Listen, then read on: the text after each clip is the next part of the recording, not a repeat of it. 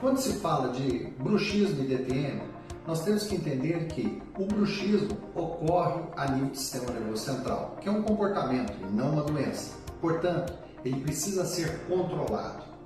Agora é importante que a gente compreenda que o tratamento é multimodal, que envolve o controle da desbiose intestinal, porque existe uma ligação direta intestino-cérebro.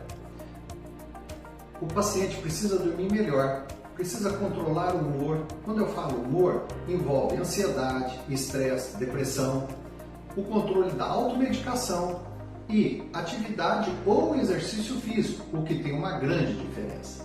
Pacientes com dores relacionadas a DTM pode ser dor da DTM muscular ou articular. E se ela tem mais de 3 meses, é uma dor crônica. Portanto, o tratamento para que o paciente se estabilize é necessário um tratamento multimodal e multidisciplinar. Tratamentos isolados só irão trazer soluções temporárias.